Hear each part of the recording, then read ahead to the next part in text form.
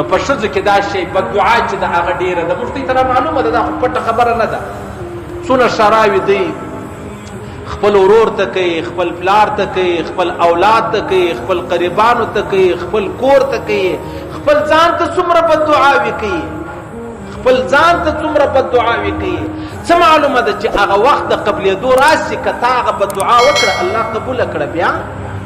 ته چې بچي ته د ځواني مرګ وایې نو څه معلومه ده که ستا دعا قبوله سوه بیا که ته دا ورته وایې چې ستا کور د خدای ماجد کې ماجد معنا تباسي نو که هغه د دعا د قبلېدو ټیم راغلی هغه دعا قبوله سوه بیا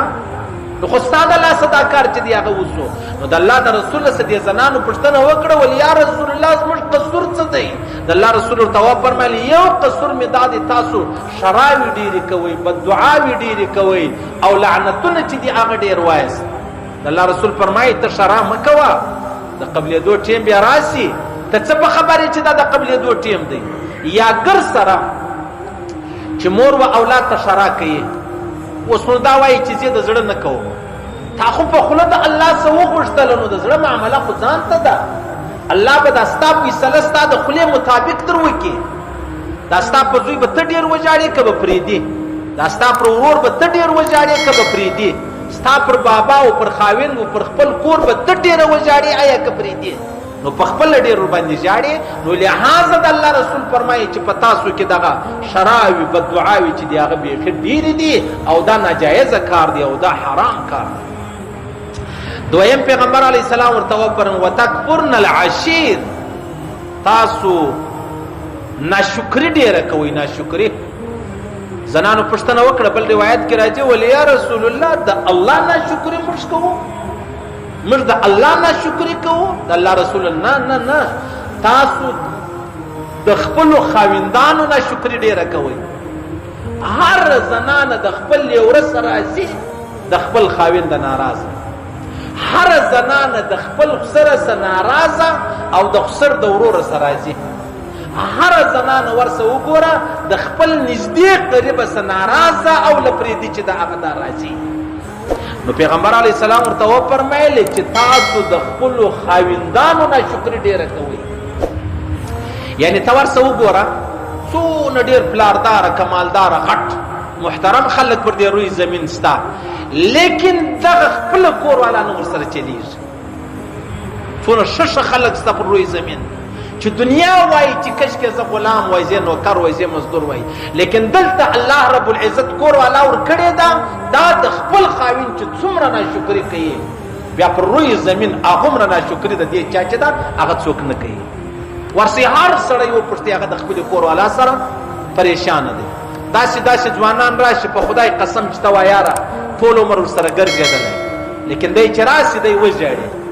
ولې خیر څه معامله ده وای د کور والا سره مې ژوند ډېر تریخ روان دی ولې تریخ روان دی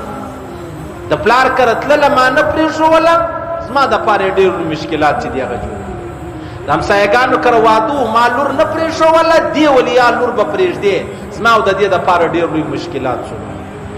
د هغسې د اختر شپې رالې د هغسې د خوشحالۍ شپې رالې ما به خامخا بیا یې پلاني پلاني ځي لره ما ول نه دي بیایم یا ما به بیایې به پر دې باندې جنګ و جګړه جوړه شوله نن دا ولاړه د پلار کره ناسته د چا میاشته سوې د چا دوې د چا درې دا بېوقوفه به دې خبرو نه پوهېږي چې دا ستا ورور به تا تر څو وپالي دا ستا ورور دا ستا بابا دا ستا وراره دا ستا ادې دا ستا خوندې به تا تر څو وپالي لیکن دا ویا د زنانې لویه دوکه په دې خبره کې ده وایي زه دی ورونه لرم که مې در خبر کړو داسې داسې زه دی ورونه لرم اوس دا په دې نه پوهېږي چې یاره ورونه خو بیا خپلې کور والاوې لري ورونه خپل مشکلات لري صحیح سلوک نو دا په ښځه کې دا شی بیخي ډېر هر وخت پر هر قدم خپل خاوند جنې ناراضي حالانکې د الله رسول فرمایي کچیری یو خاوند له خپلې کوروالا ناراضه سلو او دې ښځې عذر نه درلودی ناراضه بیده سلو د الله رسول فرمایي تر سهاره پر دې زنانه د الله له جانبه لعنتونه اوري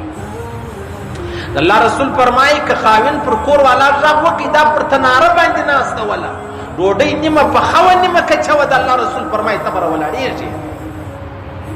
صحیح سلو الله رسول فرمایي که ته پر وشه باندې سپاره وې را روانه ولې ستا خاوند و تا ته وویلې ته به دا لاره چې د هغه پرېږدې د پلار د کور یې نسې راګرځولی د ورور د کور یې نسې راګرځولی د خور د کور یې نسې راګرځولی د ماما د کور یې نسې راګرځولی د همسایهګانو د کور یې نسې راګرځولی که دې راوګرځوله په هغه ورځ ستا ښایسته شیرین کور دا ستا دپاره اور دی اور اوس یو غیرتمند سړی دی دینداره سړی دی مشر سړی دی پلارداره سړی دی نامور سړی دی هغه د خپل ښځه که نه راوګرځي پر جهان بدنامه کېږي بې عزته کېږي او که راوګرځي په خپل کور کې دی بې عزته کېږي نو د الله رسول ورته وفرمیل په تاسو کې دغه دوې خبرې چې دي هغه ډېرې ستا یو لعنتونه بددعاوي او یو د خپل خاوند ناشکري کله کله دا زنانې داسې ستا حالانکه الله امر کړی دی که چیرې ستا زنانه بدچلنه ولا بېلارې ولا ستا خبره یې نه منله بیا ځئ جنې جلا که ځئ جنې جلا که الله دې وکړي په خبرو سر خلاص اوس کور والا خپل خاوند ته ځئ چې دی هغه ور پرېږدي کور والا خاوند ته دا کمره ور پرېږدي دا څونه چپر سیستم روان دی ځکه زما او ستا په معاشره کې تر ټولو زیات اوس طلاقونه شو داسې کور عمره معلوم دی چې یو سړي خپل کور والا ته په یو واره نه په 10 واره طلاق ورکړی دی چې پر ما طلاق یې صحیح شو بیا هم د هغه ښځه د ده سره د ژوند تېروي بیا یې اولاد هم ځینې پیدا شوي اوس که ته وایاره چې د غیر مقلدین د اهل حدیثو حضرات په مذهب کې خدا دی چې سړی په یوه واره 3 طلاقه ورکړي هغه یو شمارل کېږي یا 3 نن 3 سبا 3 بل سبا دا د غیر مقلدین په نیاز هم 3 طلاقه شو